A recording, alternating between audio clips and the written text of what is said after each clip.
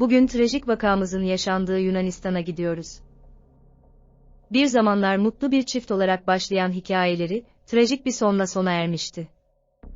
Caroline Kuraç, bu güzel ülkede aşkı bulmuştu, ancak sonunda karanlık bir sırrın gölgesinde yok olmuştu. Akıllı saat, katilini ele verecekti. Gelin bu esrarengiz olaya yakından bakalım. Bu tarz videoları beğeniyorsanız abone olmayı unutmayın.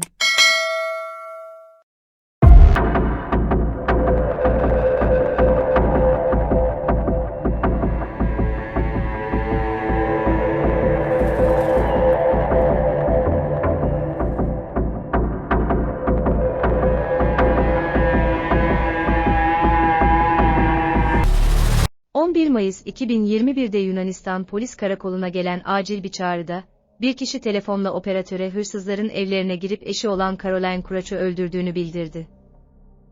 Geride kalan korkunç olay yeri tüm Yunanistan'ı şoke etti. Caroline Kuraç, 12 Temmuz 2001'de İngiltere'nin Liverpool şehrinde doğdu.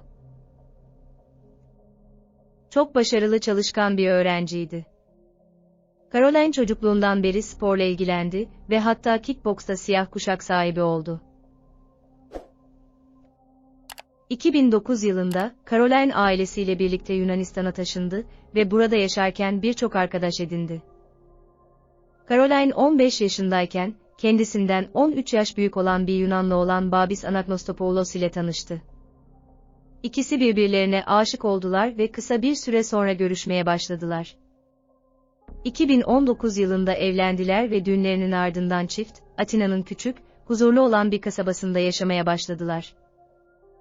Evleri Glika Nera mahallesindeydi. Caroline ev işleriyle ilgilendi ve üniversiteye gitti, kocası Babis ise pilot olarak çalışıyordu. 2020 yılında çiftin Lydia adını verdikleri bir kızları dünyaya geldi. Caroline, kızıyla zaman geçirmekten büyük keyif alıyordu ve annelik rolünü önemseyerek yerine getirdi. Ayrıca 2021'de hayalini kurduğu bir barınaktan Rovi adında 2 aylık bir husky köpeği sahiplendi. İstikrarlı bir aile hayatı kurduktan sonra, çift pandemi sırasında lüks bir tatil için Dubai'ye gitti. Ancak bu tatilden döndükten kısa bir süre sonra, genç ve güzel çiftin hayatı, bir trajediyle mahvolmaya başladı. 11 Mayıs 2021 sabahı çiftin evinden gelen arama sonrası polis olay yerine geldi. Gelen polis ekipleri, karşılarındaki manzara karşısında şoke oldular. Eve giren polis memurları, köpeği merdivenlerden tasma ile asılı bir halde sallanırken buldular. Polisler etrafa baktıklarında, evin içinde büyük bir karmaşa olduğunu gözlemlediler, her şey dağılmıştı. Ağlama sesini duyduktan sonra, polisler çiftin yatak odasına gittiler ve orada Caroline'ın cansız bedenini yatakta buldular. Yanında 11 aylık Lydia vardı ve ağlayarak annesini uyandırmaya çalışıyordu. Polis memurları, Caroline'ın boynunda boğulma izleri buldu ve ölüm nedeninin bu olduğunu düşündüler. Kocası hayattaydı. Evdeki araştırmaları sürdüren polisler, Babis Anagnostopoulos'un evde gerçekleşen bu dehşet verici olaydan dolayı şok içinde olduğunu gözlemlediler. Babis Anagnostopoulos, sabah saat 5 civarında 3 soyguncunun evlerine girip kendilerine saldırdığını ve para talep ettiklerini söyledi. Soyguncular, Babis Anagnostopoulos'un parayı onlara teslim etmeme rağmen, eşimi öldürdüler dedi. Soygun sırasında soyguncular, Caroline'ı başka bir odada bağladılar, ağzını bantla kapattılar ve kızına zarar vermemesi için Babis Anagnostopoulos'tan daha fazla para vermesini istediler. Babis Anagnostopoulos, soyguncuların, Caroline bir tanık olma ihtimali nedeniyle maskelerini çıkarmaya karar verdikten sonra olayın daha da karmaşık hale geldiğini ifade etti.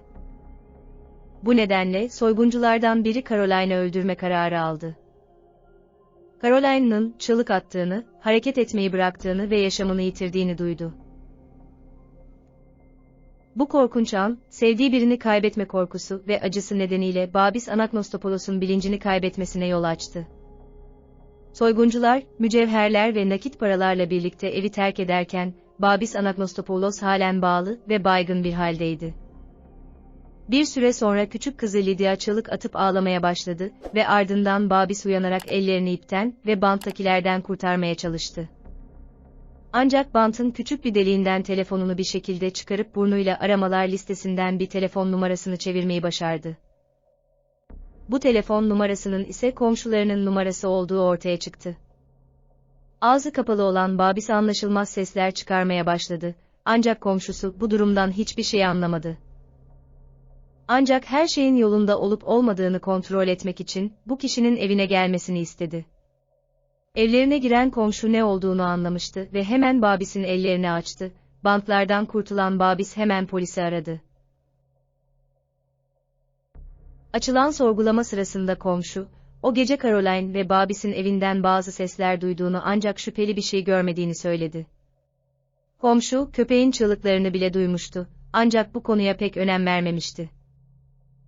Polis memurları genç çiftin evini kontrol ettikten sonra soyguncuların toplam 13.000 sterlin nakit ve 20.000 sterlin değerinde mücevher çaldığını keşfetti. Babis, polise paranın inşaat işçilerine ödeme yapmak için ayrıldığını söyledi ve soyguncuların evlerinde büyük miktarda para olduğunu bildiklerini iddia etti. Babis, soygunculardan birinin yüzünü biraz da olsa görmüş gibi hissetti ve bu nedenle yapılacak olan soruşturmanın suçluyu tespit edebileceğine inanıyordu.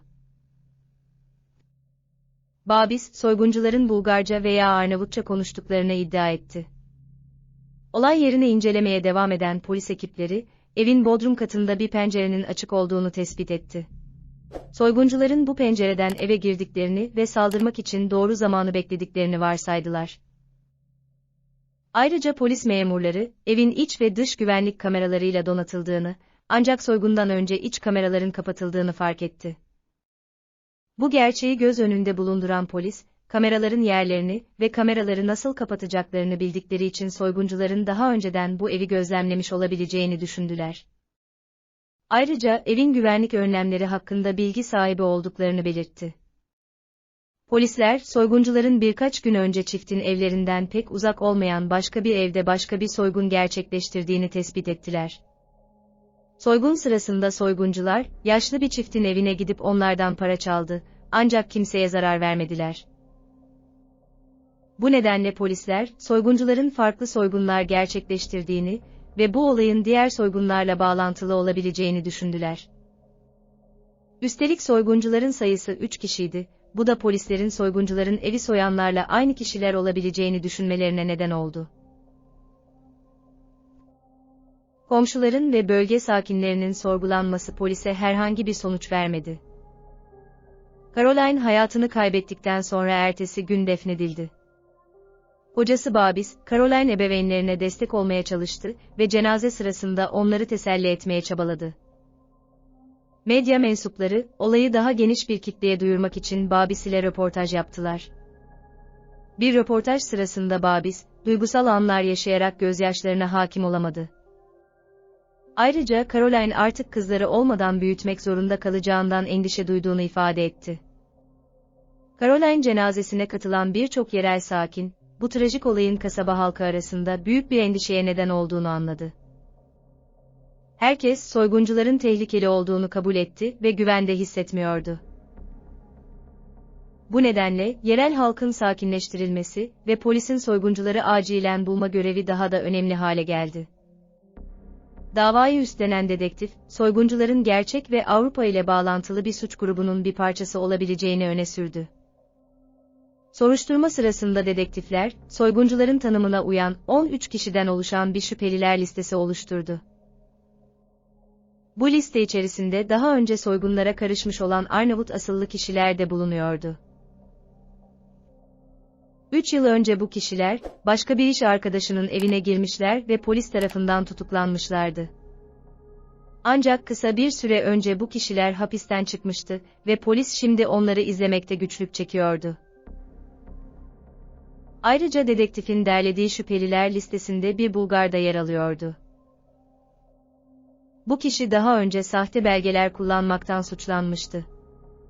Dedektif, bu Bulgardan DNA örnekleri alarak, bu kişinin birkaç gün önce yaşlı bir çiftin soygununa karıştığını ortaya çıkardı. Ancak dedektif, Bulgar asıllı kişinin Caroline ölümüyle ilgisi olduğuna dair herhangi bir kanıt bulamadı. Devam eden soruşturmada, dedektifler, Lydia ve babasının evinde hiçbir iz veya kanıt bırakmayan hırsızlar olduğunu fark etti.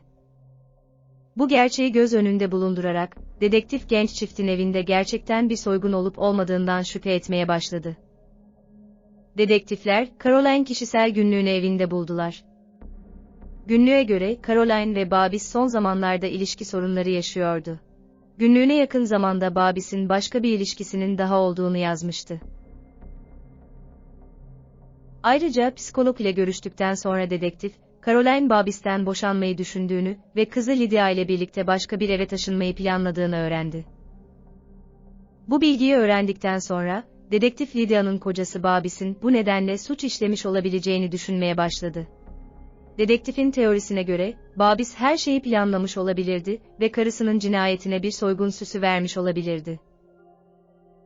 Ayrıca suçtan birkaç gün önce Lydia, psikoterapistle seanslara artık gelmek istemediğini yazan tuhaf bir mesaj gönderdi.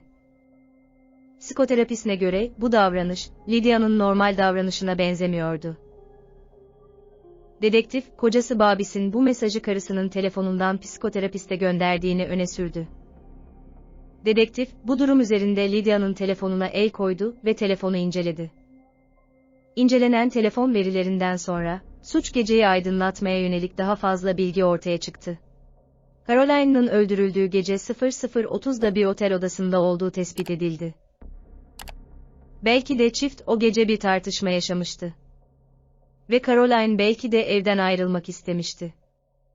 Bu bilgi, dedektifin Babis'in ilişki sorunları nedeniyle Caroline'a saldırmış olabileceği teorisini destekler nitelikteydi.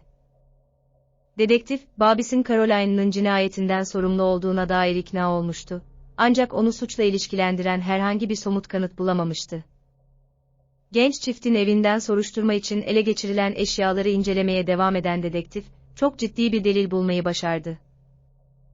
Dedektif, Caroline ve Babis'in akıllı saatlerin hafızasındaki bilgileri inceledi ve cinayet gecesi kalp atışlarının saatte yaklaşık olarak sabah 3:00 civarına düştüğünü öğrendi. Bu bilgi, sabah saat 5 sularında soyguncuların evlerine girip karısını öldürdüklerini söyleyen Babis'in ifadelerini yalanlıyordu. Ayrıca Babis'in akıllı saati, suç anında aktif olarak nasıl hareket ettiğini kaydederek polise vermiş olduğu ifadeyi de çürüttü. Saate göre, Babis yaklaşık 2 saat boyunca sürekli olarak evin merdivenlerinden inip çıkmıştı. Dedektif, o sırada Babis'in sanki bir soygun varmış gibi evi ve ortalığı karıştırmak için dolaştığını ileri sürdü. Bu bilgi, polisin suçlunun kim olduğunu tam olarak kanıtlamasına yardımcı oldu. İşlenen suçtan 40 gün sonra dedektif, Babis'i gözaltına aldığı iddia edilen şüpheli soyguncuların kimliğini tespit etmesi için polis karakoluna çağırdı. Ancak işlenen suçla ilgili henüz bir şüpheli bile bulunmuyordu. Sorgu 8 saat boyunca sürdü ve sonunda Babis, her şeyi itiraf etti. Karısını öldürdüğünü dedektife söyledi. Ancak bunun bir kaza olduğunu iddia etti. Babis'e göre, işlenen suç gecesi, o ve karısı uyurken, kendisi Caroline'a sıkıca sarılmıştı. Bu sıkı sarılma sırasında, Caroline yeterince nefes alamadığını fark etmedi ve ona daha da sıkı sarılmaya başladı. Bu şekilde karısını boğarak öldürdüğünü iddia etti. Dedektif, polisin kendisine anlattığı hikayeye tabii ki inanmadı.